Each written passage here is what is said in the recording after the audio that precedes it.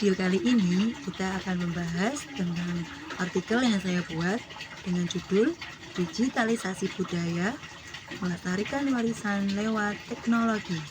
Apa aja ya yang akan kita bahas? Mari langsung kita bahas. Jadi artikel saya berjudul Digitalisasi Budaya Melestarikan Warisan Lewat Teknologi.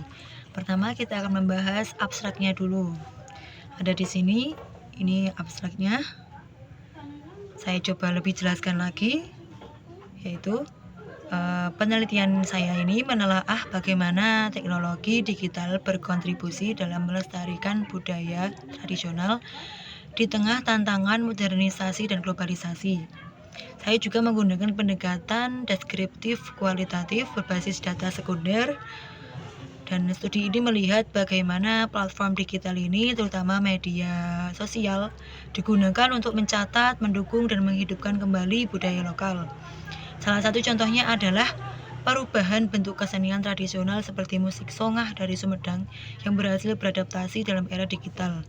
Hasil penelitian ini juga menunjukkan bahwa digitalisasi mampu memperluas akses serta meningkatkan kesadaran masyarakat terhadap budaya, namun juga menimbulkan persoalan terkait keaslian, komersialisasi, dan dominasi budaya global dalam ruang maya.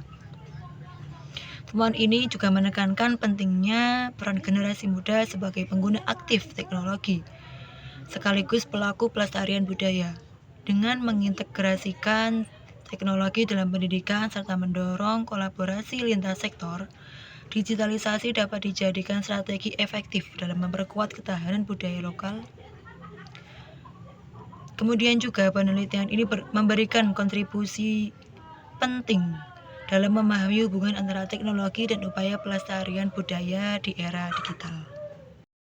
Pembahasan kedua yaitu latar belakang dari penelitian saya yang sudah saya buat menjadi dalam bentuk diagram-diagram seperti di sini ini.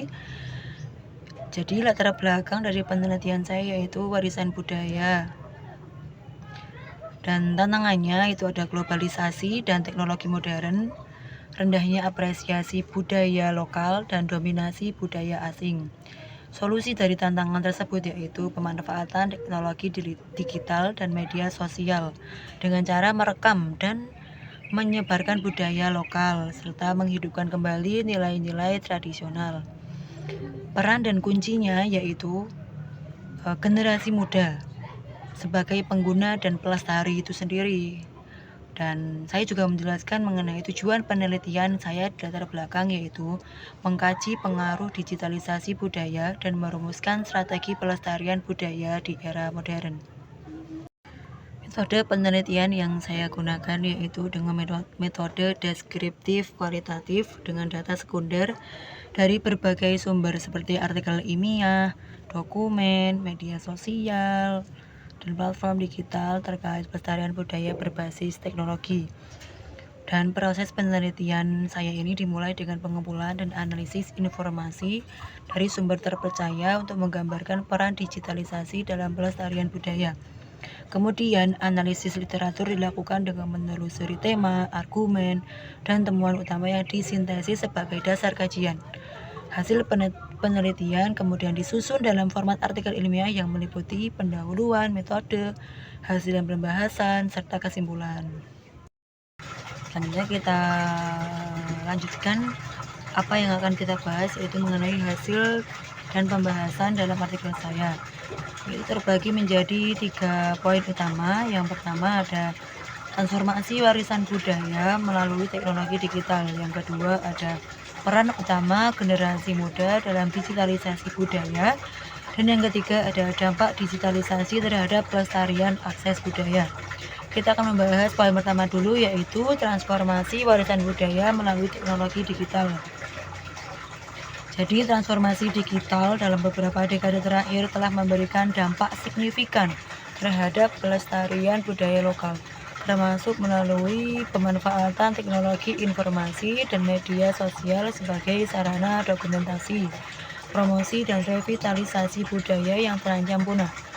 Penelitian saya ini menyoroti pentingnya peran media digital seperti Instagram dan juga TikTok dalam menyebarkan ekspresi budaya tanpa batas geografis, sekaligus juga menyoroti risiko penyeragaman budaya akibat dominasi global.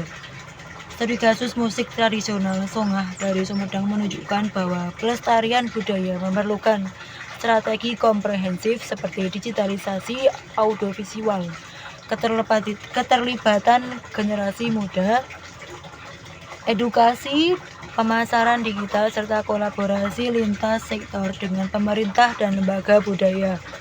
Dengan pendekatan tersebut, warisan budaya lokal dapat bertahan dan berkembang secara berkelanjutan di era modern. Poin kedua yaitu peran utama generasi muda dalam digitalisasi budaya. Generasi muda di Indonesia memiliki potensi besar dalam penguasaan teknologi, namun pemanfaatannya masih belum optimal. Karena apa? Karena rendahnya partisipasi dalam program literasi digital dan kurangnya kesadaran akan etika digital.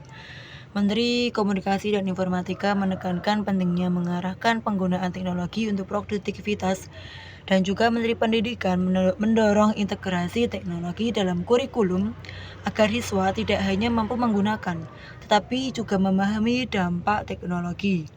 Sektor ekonomi kreatif menjadi peluang besar seperti pemasaran produk lokal dan pengembangan konten digital. Namun, tantangan seperti hoax, cyberbullying, dan kesenjangan akses teknologi masih menjadi hambatan.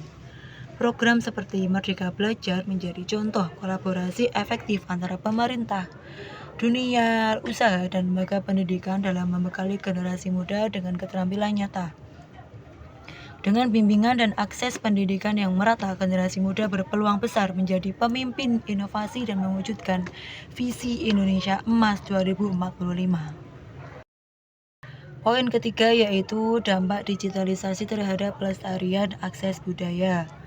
Teknologi dan media sosial telah mengubah penyebaran dan bentuk budaya secara signifikan, menjadikannya melampaui batas geografis, dan menciptakan ruang budaya digital yang disebut desa global.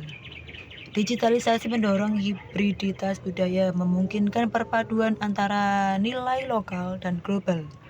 Namun juga memunculkan tantangan pelestarian otensitas budaya dan risiko komersialisasi nilai-nilai budaya lokal. Media sosial kini menjadi ruang interaksi budaya yang bersifat bottom up dan memberi individu dan komunitas peran lebih besar dalam produksi dan distribusi budaya. Namun, dominasi budaya global dan ketimbangan akses teknologi masih menjadi hambatan serius.